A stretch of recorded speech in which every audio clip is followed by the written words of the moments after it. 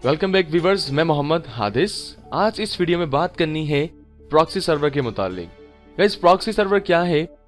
फर्ज कीजिए किसी भी कंपनी के अंदर कोई इंटरनेट चल रहा है, एक नेटवर्क चल रहा है और वहां पर हमें चंद वेबसाइट्स ब्लॉक करनी है या कोई कंटेंट ब्लॉक करना है इंटरनेट पर, या मैं यूजर्स को टाइमिंग्स प्रोवाइड करना चाहता हूं कि कोई यूजर हमारा किसी टाइम से लेकर किसी टाइम तक इंटरनेट यूज ना कर सके। तो ऐसे सिनेरियो पे हमें क्या करना पड़ेगा? हमें सिस्टम साइड संभालने के लिए प्रॉक्सी सर्वर की रिक्वायरमेंट आ जाती है। इस पूरी ट्रेनिंग में अब तक हमने प्रॉक्सी सर्वर को कॉन्फ़िगर नहीं किया और सबसे आसान सॉफ्टवेयर के साथ हम हाजिर हुए ये थ्योरी जाने, और इस थ्योरी को जानने के बाद इसी का हम इसका प्रैक्टिकल परफॉर्म करते हैं। तो गाइस, फर्ज कीजिए हमारे पास एक इंटरनेट है, जैसे एक सिनेरियो में होता है। इंटरनेट हमारे जो ग्लोबली है उसमें मुख्तलिफ वेबसाइट्स हैं, यूट्यूब, फेसबुक, ऐसे मुख्तलिफ वेबसाइट्स हैं जो इस इंटरनेट पर रन हो रही हैं। हर कोई इन वेबसाइट से वाकिफ है और ये वेबसाइट अगर फर्ज करें, अगर हमने कंपनी में इंटरनेट लिया है तो इंटरनेट हमारा कहाँ आ रहा होगा? हमारे राउटर या स्विच के अंदर हमारे पास इंटरनेट एक्टिवेट होगा और उस स्विच से हम वो इंटरनेट जो है वो अपनी कंपनी में डिस्ट्रीब्यूट कर रहे होते हैं, यानी बांट रहे होते हैं।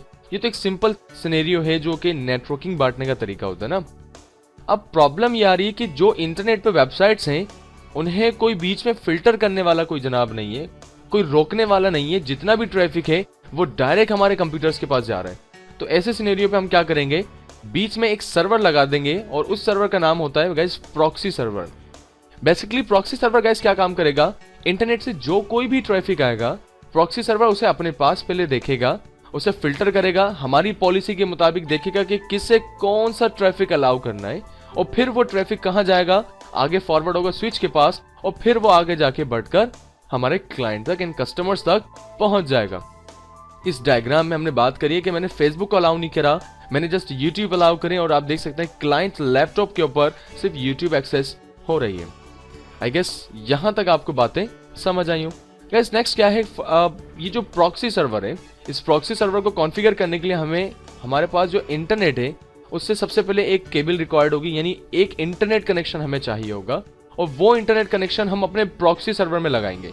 अच्छा, प्रॉक्सी सर्वर के अंदर ना हमें 2 ईथरनेट कार्ड रिक्वायर्ड होंगे, जिसमें एक के अंदर हम डायरेक्ट इंटरनेट प्लग करेंगे और फर्ज करें उस एक जो जिसमें डायरेक्ट मैंने इंटरनेट लगाया है उसकी आईपी आ रही है 192.168.0.150, क्योंकि राउटर या इंटरनेट से हम डायरेक्ट कहां पर ला रहे हैं? अपने प्रॉक्सी सर्वर के अंदर कॉन्फ़िगर कर रहे हैं। ठीक है। अच्छा, दूसरे वाले इथरनेट कार्ड की हमारे पास आईपी जो होगी वो भी हमने रख ली। फॉर एग्जांपल यहां पर हमने रख ली 151। अच्छा, इन्हीं आईपीस को लेकर हम प्रैक्टिकल को मजीद परफॉर्म कर लेंगे। अब 151 ये वाली इसकी हो गई और 150 हो गई हमारे पहले वाले इथरनेट कार्ड की ना। ये जो 151 वाला इथरनेट कार्ड है ये बेसिकली इंटरनेट को एक्सपोर्ट करेगा हमारी कंपनी में। गाइस, कैसे देखिएगा? हमने क्या किया, ये स्विच है गाइस, इस स्विच से कनेक्ट कर दिया हमने इस प्रॉक्सी सर्वर का ये वाला इथरनेट जो 151 वाला है, और उस स्विच से कनेक्ट हो गया हमारे पास मल्टीपल पीसीज। अब अगर मैं कोई भी वेबसाइट कस्टमर साइट से खुलवाना चाहूंगा तो ये जो कंप्यूटर्स हैं, इन कंप्यूटर्स की भी तो कोई ना कोई आईपी होगी। पहले कंप्यूटर की आईपी फर्ज करें 160 हो गई, जबकि दूसरे वाले की हो गई 161। अब होना यह है कि जो प्रॉक्सी सर्वर है यहां पर मैं डिफाइन कर दूंगा कि 160 वाले कंप्यूटर को यूट्यूब एंड फेसबुक दोपहर 12 बजे से शाम 5 बजे तक अलाउ नहीं है, तो वो इस 160 वाले पीसी के ऊपर नहीं चलेगा। क्यों? क्योंकि इंटरनेट को बांटने वाला अब हमारी कंपनी के अंदर प्रॉक्सी सर्वर आ गया है और उस प्रॉक्सी सर्वर के ऊपर मैं जो पॉलिसी लगाऊं उस पॉलिसी को फॉलो करते हुए हमारी कंपनी के अंदर नेटवर्किंग और इंटरनेट का काम हो जाएगा। आई होप गाइज आपको यहां तक बातें अब क्लियर हो गई हो कि प्रॉक्सी सर्वर बेसिकली कैसे काम करे और प्रॉक्सी होता क्या है। तो गाइज, प्रॉक्सी के लिए, प्रॉक्सी सर्वर बनाने के लिए हमारे पास बहुत सारे सॉफ्टवेयर हैं, लेकिन मैं इस्तेमाल कर रहा हूं सीसी प्रॉक्सी, जो कि बहुत लाइट वर्जन है और बहुत इजी टू मैनेज है। कैसे गाइस? इस सीसी प्रॉक्सी को हमने यहाँ कंपनीज में डिप्लॉय करा, जबकि बहुत आसान है। जस्ट कॉन्सेप्ट्स आपको मालूम होने चाहिए, खासतौर पर आईपीस के, आप इसको कॉन्फ़िगर करना जान जाएंगे। गाइस, सीसी प्रॉक्सी क्या है, इसके चंद फीचर्स हैं, उसके ऊपर बात करते हैं। सीसी प्रॉक्सी का नंबर 1 सबसे अच्छा जो फीचर है गाइस, ये बैंडविड्थ कंट्रोल करता है। अब बैंडविड्थ क्या होता है? गाइस, आपका जो आईएसपी है, इंटरनेट सर्विस प्रोवाइडर, जिनसे आपने इंटरनेट लिया हुआ है, जैसे पाकिस्तान में पीडीसीएल है। पीडीसीएल क्या करता है? अगर आपको 4 MB या 2 MB का कनेक्शन देते हैं तो 2 MB का कनेक्शन ऐसा है कि अगर मैं एक कंप्यूटर चलाऊंगा तो उसमें 2 MB पर जो हमारे पास स्पीड है वो आ रही होगी 2 MB की ना। तो मैं ये क्या चाहता हूँ कि फर्ज करें मेरे कंपनी में किसी ने 10 MB का कनेक्शन लिया भाई, और मैं ये चाहता हूँ कि हर क्लाइंट एंड हर कंप्यूटर को मैं 1 MB की स्पीड से प्रोवाइड करूँ, 1 MB से ऊपर ना जाए, तो वो कहलाता है बैंडविड्थ कंट्रोल। ठीक है, ये काम हम किससे कर सकते हैं गाइस? सीसी प्रॉक्सी से कर सकते हैं। इसके अलावा हम इसमें वेब फिल्टरिंग कर सकते हैं, यानी कौन सी वेबसाइट खुलनी चाहिए और कौन सी वेबसाइट बंद होनी चाहिए, ये हम वेब फिल्टरिंग से कर सकते हैं। इसके अलावा डाउनलोडिंग एंड अपलोडिंग की लिमिट्स लगा सकते हैं, यूजर नेम एंड पासवर्ड्स के साथ भी सिक्योरिटी दे सकते हैं। एंड मजे की बात क्या है, इसमें हम कंटेंट ब्लॉकिंग कर सकते हैं। गाइस कंटेंट ब्लॉक क्या होता है? फर्ज करें मैंने कहा हमारे कंपनी में YouTube तो ओपन हो लेकिन YouTube की कोई वीडियो ना प्ले हो, तो that is called content blocking. तो गाइस ये तमाम फीचर्स हैं सीसी प्रॉक्सी के। आई होप गाइस आपको बात क्लियर हुई हो। मैं फिर एक बात दोहराता चलूं, प्रॉक्सी सर्वर बनाने के बहुत सारे मेथड हैं, उनमें से जो आसान सा मेथड था हमने वो शामिल करा इस कोर्स ट्रेनिंग में, और उस कोर्स का नाम, इस सॉफ्टवेयर का नाम है सीसी प्रॉक्सी सॉफ्टवेयर। ठीक हो गया गाइस, ये सॉफ्टवेयर आपको लिंक की डिस्क्रिप्शन पे मिल जाएगा, आप वहां से डाउनलोड कर सकते हैं। तो गाइस हमेशा की तरह 5 सेकंड्स के वक्फे के बाद हम हाजिर होंगे इसके प्रैक्टिकल के साथ। कहीं मत जाइए, मिलते हैं फिर 5 सेकंड्स में।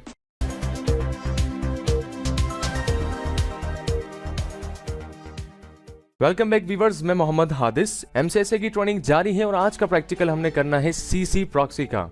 बेसिकली आज हम प्रॉक्सी सर्वर बनाने जा रहे हैं। इस सर्वर को डिजाइन करने का मकसद भी यही है कि हम वेबसाइट्स को रिस्ट्रिक्ट करना सीख लें, क्योंकि पूरी ट्रेनिंग में हमने अभी तक कोई भी वीडियो में ये बात नहीं करी। और एक और बात अपने जहनों में रखिएगा कि प्रॉक्सी सर्वर जो है वो एक किस्म का नहीं होता या एक सॉफ्टवेयर बेस्ड नहीं होता। इसकी मुख्तलिफ कंपनी से जो ये सर्विसेज देनी है, मुख्तलिफ सॉफ्टवेयर हैं, लेकिन बेस्ट प्रैक्टिस जो है वो सीसी प्रॉक्सी सॉफ्टवेयर पर है। ये एक ऐसा सॉफ्टवेयर है जो एक तो बहुत लाइट वर्जन है, हर पीसी पे अफोर्डेबल है, इजीली चल जाता है, यानी हाई कॉन्फ़िगरेशन नहीं रिक्वायर्ड करता। एंड सेकंड, ये बहुत आसान है कॉन्फ़िगर करना, जस्ट चंद स्टेप्स आपको मालूम होने चाहिए। और वो कौन से स्टेप्स हैं आइए जानते हैं। तो गाइस सबसे पहले मैंने क्या करा, इस यूएसबी के थ्रू हमने ये सॉफ्टवेयर अपने सर्वर में कॉपी कर लिया, और यहाँ से नेटवर्क अडाप्टर को चेक करते हैं कि चेंज अडाप्टर सेटिंग से मैंने यहाँ इस सर्वर की आईपी खत्म कर दी। खत्म करने का मकसद ये नहीं है कि हम इसको आईपी नहीं देंगे, खत्म करने का मकसद ये है कि आज हम रियल इन्वायरमेंट में काम करेंगे वर्चुअल मशीन के थ्रू, यानी हमारी लैब में जो इंटरनेट अभी इस वक्त चल रहा है उस इंटरनेट को भी हमने कॉन्फ़िगर करना है इस प्रैक्टिकल को अंजाम देने के लिए कि क्या वो वेबसाइट्स खुल भी रही हैं या नहीं। तो आइए पहले स्टार्ट लेते हैं। सबसे पहले गाइस मैंने क्या किया, वीएम पे आता हूँ।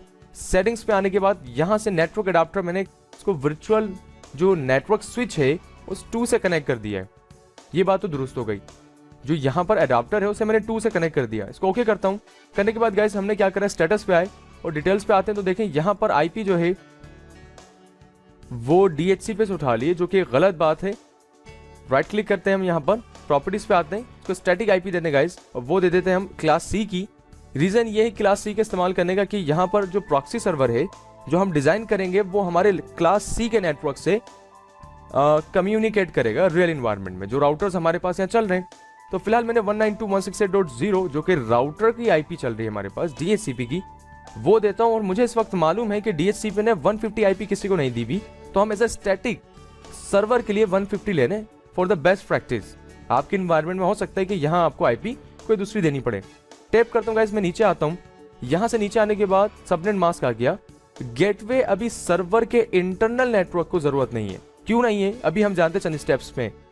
नीचे आते गाइस, आने के बाद यहाँ से मैंने जो आईपी है, जो डोमेन में हम बनाते हैं एक्टिव डायरेक्टरी की जो आईपी होती है वही उसका डीएनएस होता है। तो यहाँ पर क्या आ गया, 150 आ गया। जस्ट समझने का मकसद इतना है कि जो हम 10.10 को प्रैक्टिस कर रहे थे वही बस मामला है, लेकिन क्लास ए की जगह हमने क्लास सी की आईपी यूज करी जो कि 150 उसकी आईपी है और इसी का डीएनएस 150 है। हम ओके करते हैं। ओके करने के बाद यहाँ से ओके किया, दैट्स ग्रेट। यहाँ तक तो सब चीजें ठीक हो गई। अब क्या करने का, इस वीएम पे आए, आने के बाद सेटिंग्स पे आते हैं। एक और जायजा लेते हैं कि यहाँ से हमने ऐड करना है नेटवर्क अडाप्टर को। नेटवर्क अडाप्टर पे क्लिक किया, नेक्स्ट करते हैं। करने के बाद ब्रिज करते हैं। यहाँ से ये ख्याल रहे कि ब्रिज हम क्यों कर रहे हैं। मैं चंद बातें फिर बताता चलूं। जो हमारी लैब्स के अंदर राउटर्स लगे हुए गाइस, उनसे डायरेक्ट कनेक्ट करने के लिए मुझे ब्रिज का ऑप्शन सेलेक्ट करना पड़ेगा। अगर आपको यहाँ ब्रिज सेलेक्ट करते हुए इशू हो रहा है तो हम लेक्चर नंबर 22 वॉच करके आप इन ब्रिजेस एंड वर्चुअल स्विचेस के बारे में डिटेल ही हमने बात करी, आप जान सकते हैं। फिलहाल फिनिश करते हैं। करने के बाद ओके, 2 नेटवर्क अडाप्टर्स यहाँ ऐड करें और आप देख सकते हैं स्क्रीन पर हमारे पास 2 अडाप्टर्स अवेलेबल हैं। पहला जो है उसके हमने स्टैटिक आईपी जो दी थी वो 150 दी थी। याद रखने के लिए हम इसको रिनेम करते, कीबोर्ड से F2 प्रेस किया और यहाँ लिख लेते हैं इंटरनल नेटवर्क, ताकि हमें अंदाजा रहे ये सर्वर का अंदरूनी नेटवर्क है जो लोकली हम काम करेंगे, जो कि VMnet जो 2 स्विच वाला है उससे कनेक्ट है। इथरनेट 1 आता है, इसको स्टेटस चेक करते हैं, डिटेल्स इस पे इंटरनेट एक्सेस हो रहा है और 112 इसकी आईपी आ रही जो कि डायनेमिक है। तो मैं ये चाहता हूँ कि डायनेमिकली ना हो, क्योंकि ये हर 24 घंटे बाद आईपी चेंज हो सकती है, तो मैं इसे स्टैटिक कर देता हूँ। स्टैटिक करने के लिए राइट क्लिक करके प्रॉपर्टीज, सेम जैसे हम आईपी टाइप करते हैं वैसे ही करना है और इसकी आईपी रख लेते हैं इंटरनल नेटवर्क की गाइस क्या आईपी रखी थी हमने, आई गेस 150 थी, इसकी 151 रख लेते हैं। सबनेट मास्क आ गया और यहाँ पर गेटवे हमने टाइप करना है। रीजन ये है कि गेटवे का मतलब कि हमें दरवाजा चाहिए उस जगह का जहां से हम इंटरनेट एक्सेस कर सके, और वो जो दरवाजा है वो हमारे राउटर से होता हुआ जा रहा है। तो जनाब राउटर की जो आईपी है, हमारे जो राउटर का जो गेटवे है वो यहाँ पर हमने टाइप कर दिया। अब आपकी कंपनी में जो राउटर का गेटवे होगा वो आप यहाँ प्रोवाइड करेंगे, ठीक हो गया। इसके अलावा प्रेफर्ड डीएनएस, यानी वो सर्वर्स कहाँ लगे जो IP टू नेम और नेम टू IP करेंगे, बस शर्त है वो इंटरनेट यूज करते वक्त ये डीएनएस यहाँ पर हम पब्लिक डीएनएस देंगे। या तो वो गूगल का हो सकता है, या तो आप अपने राउटर की आईपी दे दें। आपके राउटर्स और नेटवर्क वाले ये बात बहुत अच्छे से जानते हैं कि वो जो डीएनएस की क्यूरीज हैं वो कौन सी हैं। अगर कुछ ना समझ आए तो यहाँ आप अपने राउटर का गेटवे दे सकते हैं और राउटर ये क्यूरीज आगे चल के रिजॉल्व कर देता है। फिलहाल हमने ओके करा, करने के बाद यहाँ से ओके करते हैं। पब्लिक वाला इंटरफेस भी हमने कॉन्फ़िगर कर लिया। ऑलराइट, इससे आसानी हो गई कि इंटरनल नेटवर्क कौन सा है और पब्लिक वाला कौन सा। गाइस यहां तक स्टेप्स थोड़े से मुश्किल थे आईपी को समझने के लिए, अब स्टेप्स चंद इजी हो जाएंगे। जस्ट फोकस करने अपने हमने कर क्या रहे हैं। क्लोज करते हैं, यहां से सब चीजें क्लोज करने के बाद हमने क्या किया, जो क्लाइंट कंप्यूटर है इसे यहां से स्नैपशॉट से फ्रेश कर लेते हैं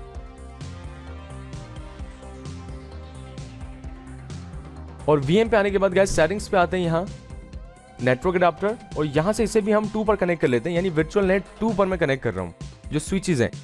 रीजन ये गाइस इसको 2 पे कनेक्ट करने के लिए कि मेरे पास अभी वर्चुअल वीएम कंप्यूटर के अंदर ये स्विचेस थोड़े से प्रॉब्लम कर रहे हैं, जिसमें से मैंने जब प्रैक्टिकल किया था तो VMnet 2 सही काम कर रहा है। तो ये वाला स्विच मेरे पास अवेलेबल है, हो सकता है आपके पास दूसरे भी सारे सही हो तो आप किसी और पे भी ट्राई कर सकते हैं, लेकिन याद रहे कि वो दोनों इंटरफेस दोनों सर्वर्स दोनों कंप्यूटर्स पर लगे हों। VMnet 2 पर क्लिक करके हमने ओके किया, सिंपल कंप्यूटर आ गया। इसको राइट क्लिक करके यहां से इसको भी आईपी देते हैं।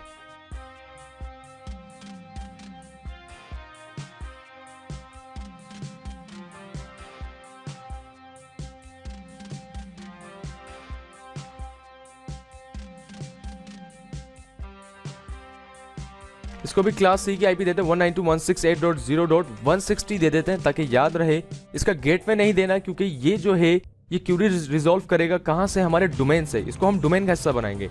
अच्छा, प्रेफर्ड डीएनएस क्या देंगे, जो डीएनएस का हमारा इंटरनल नेटवर्क है वो कौन सा है उसी का डीएनएस हम वहां पर देंगे ताकि वो हिस्सा बन जाए हमारे सर्वर का। स्टेटस पे आते हैं, डिटेल्स देखते हैं, तो डिटेल्स पे क्या लिखा है 192.168 और 150 आईपी है, तो यहां पर भी हम कौन सी आईपी देंगे, 150 वाली आईपी देंगे। ठीक है जी, ये डीएनएस उसका हो गया। ओके करते हैं, यहां से ओके करा, इसको क्लोज करते हैं। करने के बाद स्टार्ट पाउज ब्रेक करते हैं, हम चेंज सेटिंग्स करते हैं गाइज, यानी इसको डोमेन का हिस्सा बनाएंगे। चेंज करते हैं, डोमेन पर आए और harddisk.local।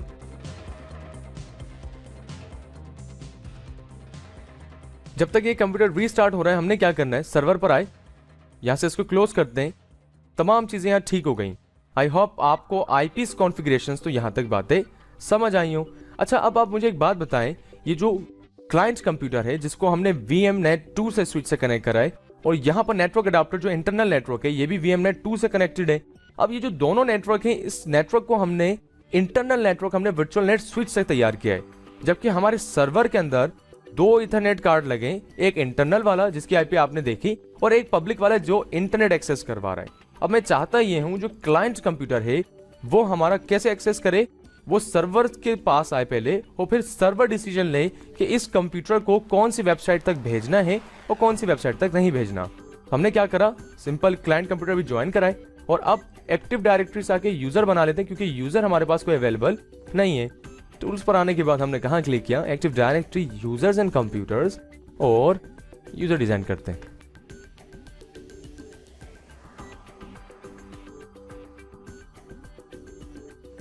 मोहसिन के नाम से हमने यूजर डिजाइन करा, विन 2008 उसका पासवर्ड रखा।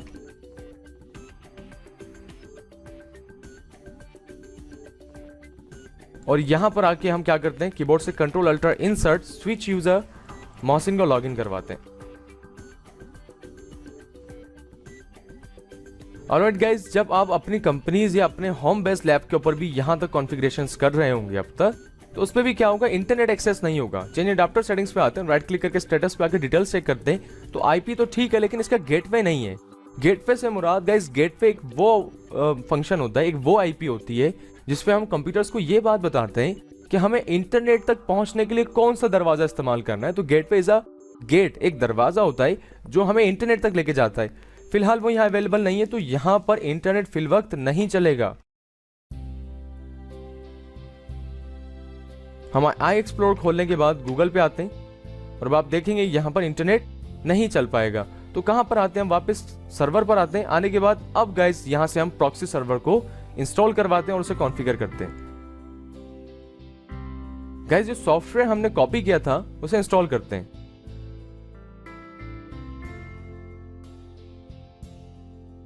सिंपल स्टेप्स से आपको मालूम होने चाहिए कि ब्राउज करवाने से हम कहां रखेंगे। नेक्स्ट करते हैं, डेस्कटॉप का आइकन आ जाए, मैंने कहा जी हाँ, नेक्स्ट करते हैं और इंस्टॉल करते हैं। लॉन्च करते हैं प्रॉक्सी सर्वर, फिनिश करते हैं गाइस। करने के बाद इसकी अपग्रेडेशन भी आ गई, हम नो करते हैं गाइस। अच्छा, ये जो वर्जन में एज अ डेमो प्रैक्टिकल कर रहे हैं भी ये हमने परचेज नहीं किया हुआ, ये ट्रायल वर्जन पर है।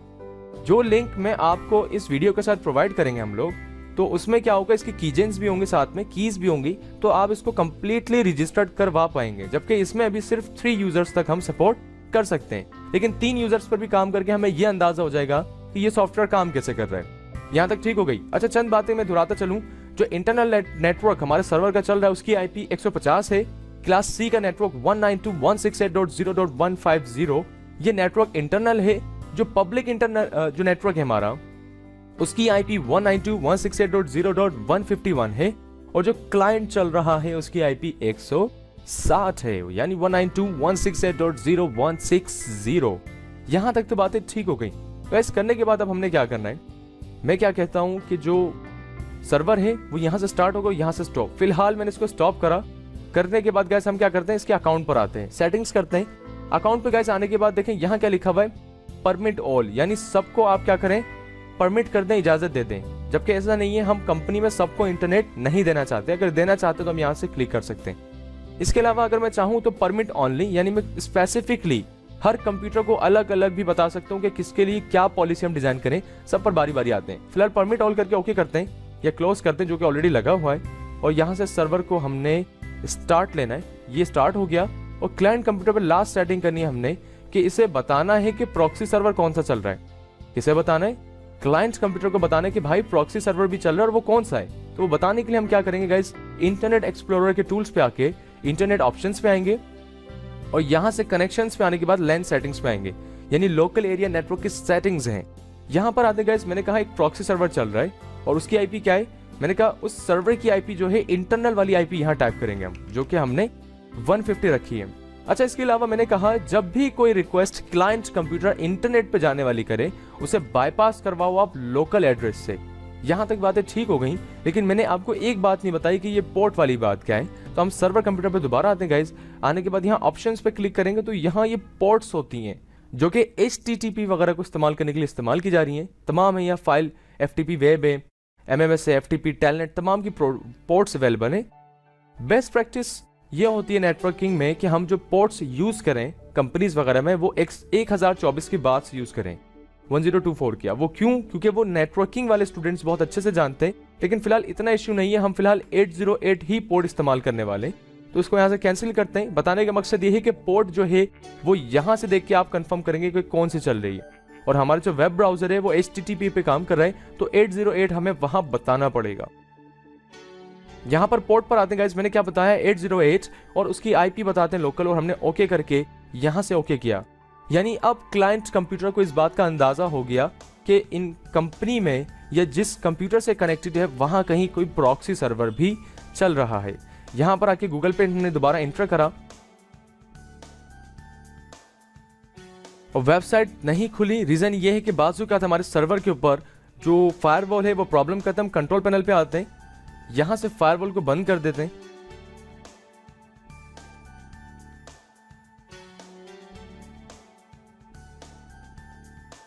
सर्वर को स्टॉप करते हैं, सीसी प्रॉक्सी को, और दोबारा से स्टार्ट करते हैं ताकि तमाम चीजें ठीक हो जाएं, और वापस क्लाइंट कंप्यूटर पर आने के बाद गूगल पे लिख के एंटर करते हैं।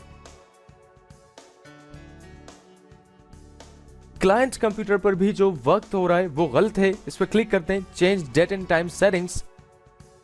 तो डेट एंड टाइम हमने ठीक करना है, और इसे ठीक करने के लिए भी हमें एडमिनिस्ट्रेटिव राइट्स चाहिए होंगे, क्योंकि क्लाइंट कंप्यूटर के पास ये ताकत नहीं है। तो हमने सर्वर का यूजर नेम डाला, वैसे ऐसा होगा नहीं क्योंकि हमारे पास वर्चुअल कंप्यूटर्स के अंदर डेट एंड टाइम आउट है, इस वजह से इशू आ गया। मैंने सर्वर का user name and password type करा और टाइम इसका चेंज करते हैं, डेट हो गई और टाइम जो भी है हमारे पास जो इस वक्त हो रहा है वो रखा हमने, ओके करते हैं। और यहां से दोबारा आने के बाद गूगल को हिट करते हैं, एंटर करा, और उसूलन गूगल यहां पर खुल गया। तो हमें ये तो पता चला कि हम वेबसाइट्स वगैरह सीसी प्रॉक्सी के थ्रू कैसे खोल सकते हैं, कैसे ओपन कर सकते हैं, और उसकी कॉन्फ़िगरेशंस के भी हमने तरीके देख लिए। अच्छा, यहां पर आता हूं, मैंने फेसबुक लिखने चाहा और .com करा, एंड गाइस हम देख सकते हैं कि फेसबुक भी खुल गई। इवन इस कंप्यूटर पे मैं मोजिला फायरफॉक्स या गूगल क्रोम कोई भी वेब ब्राउजर यूज करना चाहूं तो वो भी हम यहां पर यूज कर सकते हैं। यहां तक तो बातें तमाम चीजें हमारी क्लियर हो गई।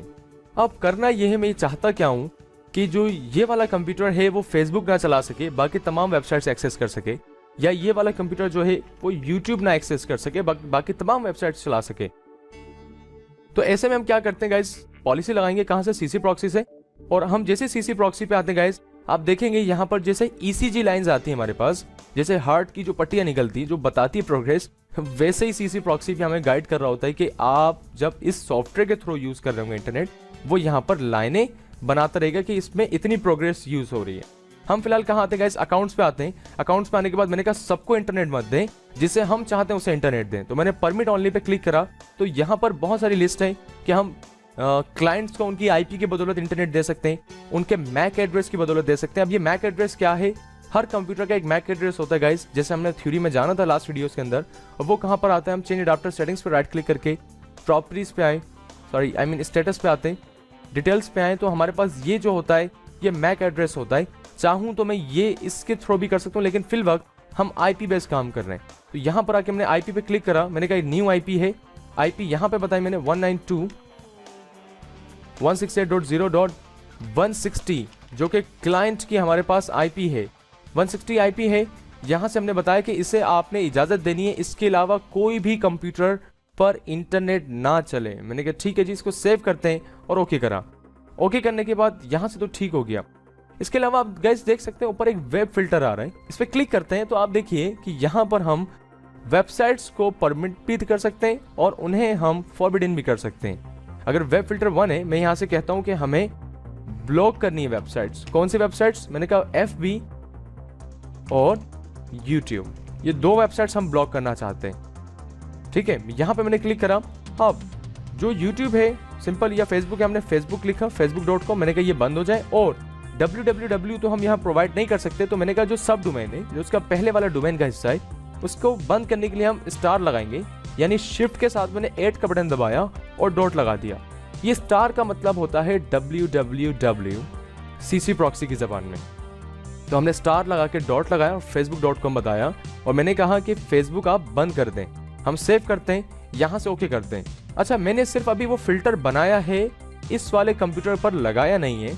लगाने के लिए क्या होगा, इस वाली आईपी पे हमने क्लिक करके एडिट करना है, और आप देख सकते हैं गाइस यहाँ पर वेब फिल्टर का ऑप्शन मौजूद है। यहाँ क्लिक करेंगे तो जो जो वेब फिल्टर हमने उस बटन पे क्लिक करके बनाए होंगे वो यहाँ पर नजर आने लग जाएंगे। ब्लॉक FB एंड YouTube वाली हमने फाइल बनाई, इसको क्लिक करते हैं, हमने सेव किया और ओके करते हैं, और यहाँ से इसको ओके करते हैं। सर्वर कोई प्रॉब्लम ना करे तो कॉन्फ़िगरेशन से एक दफ़ा करने के बाद तमाम हम इसको स्टॉप करके दोबारा से स्टार्ट करते हैं। करने के बाद कहाँ पर आए, क्लाइंट कंप्यूटर पर आते हैं, और यहाँ से आके चेक करते हैं क्या इंटरनेट चल रहा है। हमने गूगल टाइप करके इंटर करते हैं, गूगल खुल गया, लेकिन इस कंप्यूटर पर अब फेसबुक ओपन नहीं होगी। जैसे हमने फेसबुक लेके एंटर करा तो वेबसाइट जो है वो अनऑथोराइज्ड है, अकाउंट ये आ गया, फ्ला तमाम डिटेल्स इन्होंने यहाँ पर हमें बता दी, यानी फेसबुक एक्सेस नहीं हुई।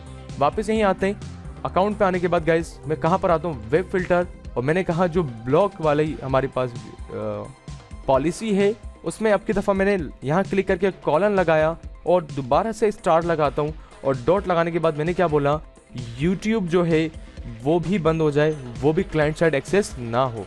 हम सेव करके ओके करते हैं, यहां से ओके किया, स्टॉप करके दोबारा स्टार्ट करते हैं।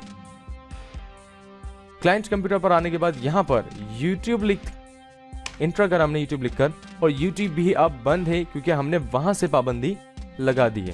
सीसी प्रॉक्सी पे गाइस वापस आते हैं, आने के बाद जस्ट इख्तिताम की तरफ जाते हैं, ट्रेनिंग अकाउंट पर आते हैं और वेब फिल्टर से यहाँ से हम बहुत सारी वेबसाइट्स लिख सकते हैं। और अगर हम समझते हैं कि ये बहुत ज़्यादा कॉम्प्लिकेटेड है, हर वेबसाइट को लिखना पड़े कि कौन कौन सी बंद करनी है, तो इसका एक आसान तरीका ये भी है कि हम डेस्कटॉप पे या कहीं पर भी एक फाइल डॉक्यूमेंट सी बना लें, टेक्स्ट डॉक्यूमेंट की, और वहाँ पर हम लिस्ट बना दें कि ब्लॉक साइट्स हैं जो हम रखना चाहते हैं। और इस फाइल को डबल क्लिक करके हमने क्या करना है, star.youtube.com को कॉपी कर लें और पेस्ट कर लें। यानी एक दफ़ा आप तमाम लिस्ट तैयार कर लें नोटपैड की फाइल पर, और उस फाइल को यहाँ पर आप असाइन करवा दें। कैसे? उसको मैंने सेव कर दिया Ctrl S करके गाइज, और यहाँ पर आपने इस बटन पे क्लिक करना है। डेस्कटॉप पर वो फाइल रखिए, ब्लॉक साइट से इस पर क्लिक करके ओपन करते हैं, यहाँ से सेव किया और ओके करा, ओके करते हैं, अब वो वेबसाइट्स नहीं खुलेंगी। अच्छा, इवन यहाँ पर मैं जस्ट बढ़ाता जाऊँ, जैसे मैंने star.google.com भी कर दिया, Ctrl S करके इसको क्लोज किया और यहाँ पर आता हूँ और गूगल लिख के हम इंटर करते हैं। गूगल खुल गया। रीजन क्या है? मैंने एक मिस्टेक करी, मैंने सर्वर को स्टॉप करके स्टार्ट नहीं करा। अकाउंट पे आता हूँ, यहाँ से तमाम चीज़ें सही हैं, सेव ओके ओके, और इसको स्टार्ट करना है। ये बात याद रहे, कॉन्फ़िगरेशंस के बाद आपने स्टॉप करके स्टार्ट करना है। और अब आप देख सकते हैं कि गूगल जो है हमारे पास वो भी बंद हो चुका है। तो फायदा क्या इंटरनेट का जब गूगल भी बंद कर दिया? तो कोई बात नहीं, जस्ट प्रैक्टिकल कर रहे हैं, समझाने का मकसद है। अकाउंट्स पे गाइस वापसी आते हैं, इस पर क्लिक करके हमने एडिट करा, जिस फाइनल स्टेप्स की तरफ आते हैं। हर यूजर को मैं यूजर नेम एंड पासवर्ड भी दे सकता हूँ। कैसे? वैसे ज़्यादा सिक्योर नहीं है, लेकिन आपको आना चाहिए। जैसे मैंने कहा, यूजर कौन है? मोहसिन है, और जिसका पासवर्ड में हम जो ट्रेनिंग में इस्तेमाल करते हैं पूरी, वो WIN 2008 है। फॉर एग्जाम्पल मैंने कहा इसको पासवर्ड भी दें, ये यूजर नेम एंड पासवर्ड भी मांगे इंटरनेट एक्सेस करते वक्त। मैंने सेव करके ओके करा, यहाँ से ओके करता हूँ, सर्विस को स्टॉप करके स्टार्ट करते हैं और क्लाइंट कंप्यूटर पर आते हैं। जब ब्लॉक वेबसाइट्स तो काफ़ी सारी हो गई, मैंने इन सबको ख़त्म करा और Ctrl S करके इसको क्लोज करते हैं।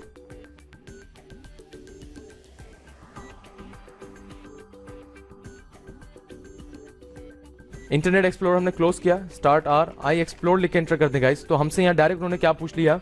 सिक्योरिटी पूछ लिया। अगर मैं यहाँ पर मोहसिन और उस पासवर्ड के साथ लॉगिन होकर आऊँगा तभी इंटरनेट चला पाऊंगा, वरना इंटरनेट में नहीं चला सकूंगा। यानी सिक्योरिटी के ऊपर सिक्योरिटी आयद कर सकते हैं। अब आपकी कंपनी के या आपकी लैब के मुताबिक रिक्वायरमेंट्स हो, जैसे रिक्वायरमेंट्स हो आप वैसे डिप्लॉयमेंट कर सकते हैं।